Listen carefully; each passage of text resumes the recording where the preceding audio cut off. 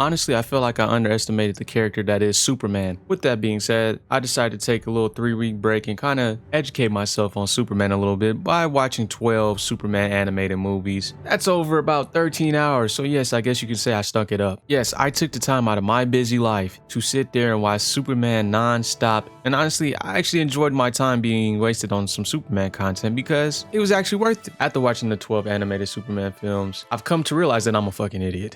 After consuming over 13 hours of Superman content, I sat there and just thought about how wrong I was. Then I started thinking about life. Then I started thinking about how wrong I was again. And I felt like in my heart that it was only right that I did a tier list on every single movie that I watched. Now, before I do this, I want to give everybody a disclaimer because I feel like some people take these kind of videos, especially tier lists, a little bit too serious. So I want to go ahead and say, viewers' discretion. These rankings are not only based on my personal enjoyment, but they are also based on the character of Superman in each movie. So I hope you guys can understand that because, you know, again, people take this stuff a little bit too serious. All right, so let's go ahead and get this rocking. So with the first movie, we got Injustice. It's an F. Damn, nigga. And let me tell you why it's an F. The plot, didn't like it. Superman, didn't like him in this movie. I didn't like any other, I really didn't like anybody in this movie. Like, this movie seriously pissed me off. I liked the Injustice game. The Injustice comic was cool, but this is probably one of the worst adaptations I've ever seen in my life. And there's no disrespect to the authors and the creators and the animators of this show. It just wasn't it. Moving on to Superman Doomsday. Now, this is the older version of Superman versus Doomsday, and I'm actually going to give this a C. And let me explain why. Superman was perfectly fine in this movie. There's a lot of nitpicking that I did with this movie. I didn't like the voice actors. I didn't like Superman's face. What? Let me explain that part. Pretty much everybody's face in this movie was normal. Besides his, Superman looked like a zombie from the get-go. Like the cracks in his face, it was just irking me. It's making my eye twitch. I did not like that the entire movie. But let me tell you something. The Doomsday in this one, I thought the Doomsday in the newer Superman versus Doomsday movie was crazy. This motherfucker was different. He actually was going to kill a kid in this movie. I cannot believe it. He really said fuck them kids. Other than that, I'm not trying to spoil the movie. Superman was actually pretty good in this movie. There's just a lot of things I didn't like, and you're also going to see why I put this in C. It was okay. It was cool. I know there's been a lot of adaptations of Superman versus Doomsday, but this one was just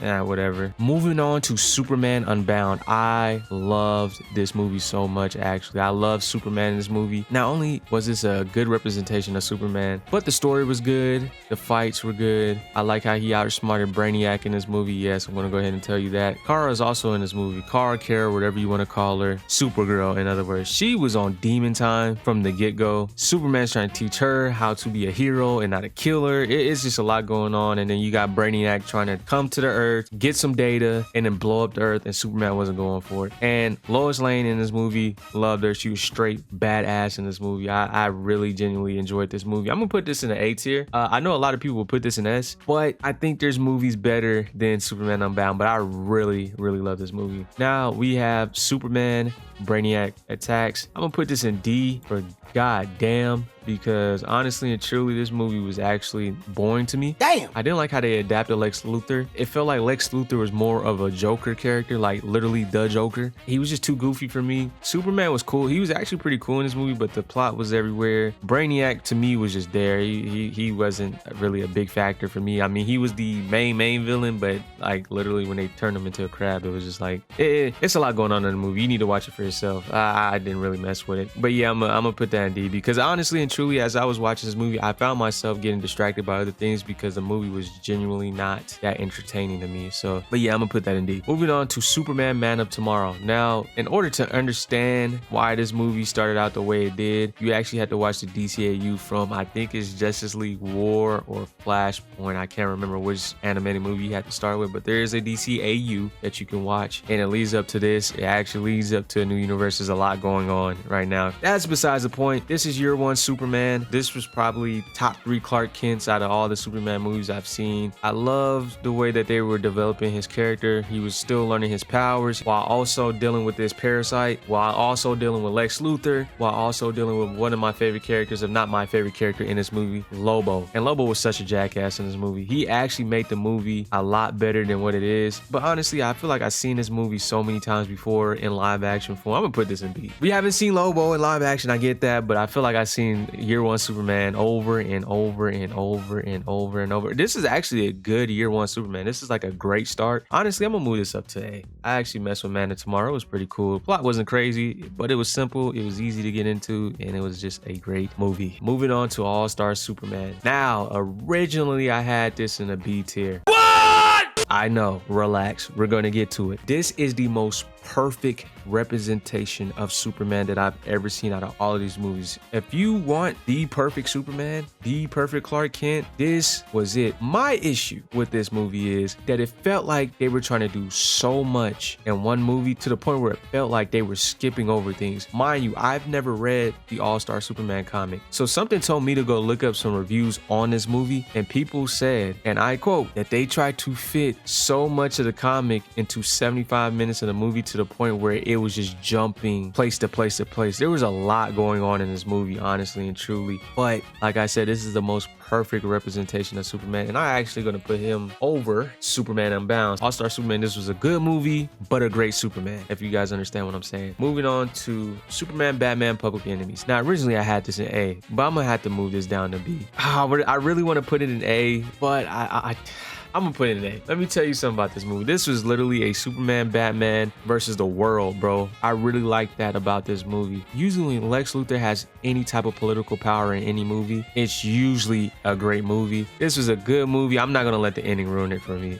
You guys won't understand why the ending pissed me off, but I will understand. I actually will put this over Man of Tomorrow. I actually really like that movie. I liked Superman, Batman, Public Enemies a lot, especially all the people they had to fight. Villains, heroes, it was all kinds of people they had to fight. It was crazy. It was insane. Moving on to Superman, Batman, Apocalypse, one of the most iconic animated movies in the DC animated universe. I'm gonna go ahead and put this in A. First of all, Darkseid is probably my favorite villain in all of DC. Second, it also had two of the most viral and most iconic clips of all time. You guys remember when Superman was walking in the field and Darkseid grabbed him by his cape, or when Batman outsmarted Darkseid on his home turf? Yes, it's this movie. From frame one, it was straight action. Of course, it was about the Kryptonians, but Superman in this movie was really good. Supergirl had just landed on Earth. She's just now figuring out that she has these powers because on Krypton, she wasn't able to fly. She wasn't able to shoot eye beams out her eyes. She was only speaking Kryptonian, and Superman was the only one that could understand her. Superman was also trying to teach her how to be a human while also being a superhero, and I just loved how Superman was trying to be a mentor to Supergirl in this one. This one, I think he was a better mentor in Unbound, but he was just blinded by, she was one of the last Kryptonians other than him at that time. We're not going to talk about that, but yes, that's an S tier movie. I loved Apocalypse. Moving on to Superman, Shazam versus Black Adam. Let me tell you something. Let me break this down for you.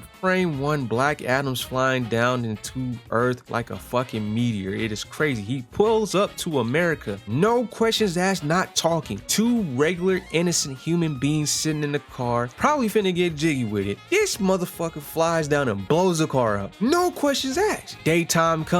Where's Billy Batson? He is on go. He's ready to kill this man. But if you really want to just see Superman just fight, this movie is straight dukes. This is a B tier movie. This is straight fucking boxing. Black Adam did not talk too much in this movie. He just got right to it. Superman got right to it. Billy Batson, aka Shazam, got right to it. And Black Adam was beating the dog shit out of both of them. I love this movie. I love this movie. But Superman was like punchy. You know, it was like more of a meathead movie. I love this movie because it gave me a break from trying to just understand plot the whole time. But in reality, this movie was only like 40 minutes, and then it had like short films for Spectre, Jonah Hex, and Green Arrow. So if you want to check this out, you get to watch a fucking handicap match 2-on-1 Black Adam versus Shazam and Superman, and then you get to watch some other superheroes as well. I don't know if I would call Spectre a superhero. That motherfucker's crazy. But we're not going to talk about that.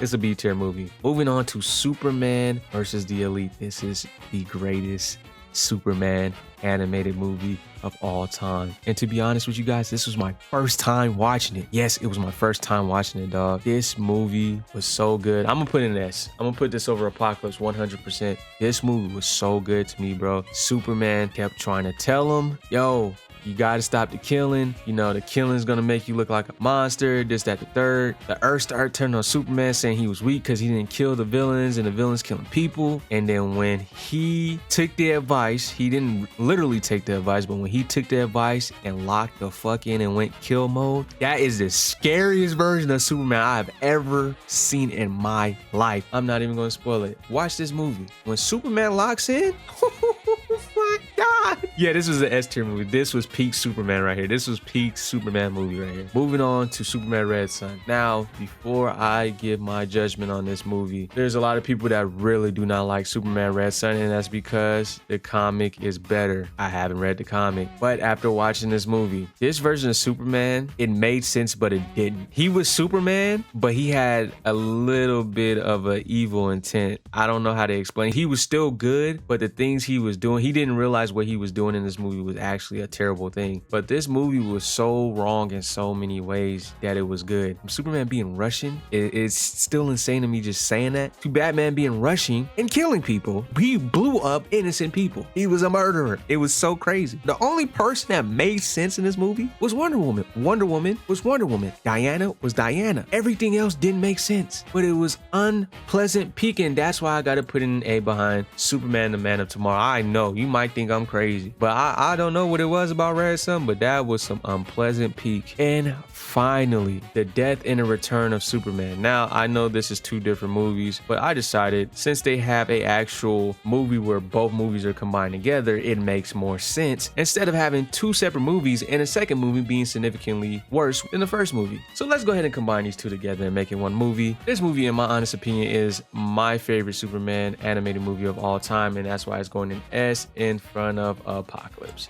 Let me tell you why. This is another Doomsday versus Superman scenario. Doomsday kills innocent people by accident in space, lands in the water, smokes some. He was just smoking everybody. He smoked the Atlanteans. He smoked more innocent people. And then on top of that, he walked all the way to Metropolis in a hazmat suit, like bros with whatever. He pulled up on the Justice League. He beat the dog shit out of the Flash. He beat the dog shit out of the Green Lantern. Cyborg actually looked like a desktop in the middle of the fucking street. It was insane what Doomsday did to the entire Justice League. And then you have Batman running around here with one arm, like the other arm dangling because he broke it. And all Doomsday did, I think he just bumped him. Batman is over there just squirming all over the place trying to, where's Superman? Where's Superman? Then Diana was the only one that was literally comp for this dude, and she got smoked. But man, when Superman popped up, this is where it gets crazy. I love this version of Superman right here. Show me how much that everybody, including the Justice League, depended on Superman, because he was the only one that could save the world. He was the only one that could beat Doomsday, and nobody else could. And they felt like if Superman loses this fight, the world is over. And it was, because Doomsday was just killing people. Bro, when Superman died, bro, it felt like a close family member of mine died. I felt like this is my second time watching the movie, and it felt like I was there. Like I was in Metropolis with these people. It felt like, I'm like, what are we gonna do? Like they really depended on this man. Like Superman is literally, I understand it now. Superman is literally the symbol of hope. If he dies, everybody loses hope. But yes, it's an S tier movie. I loved it. You get to the second part of the movie.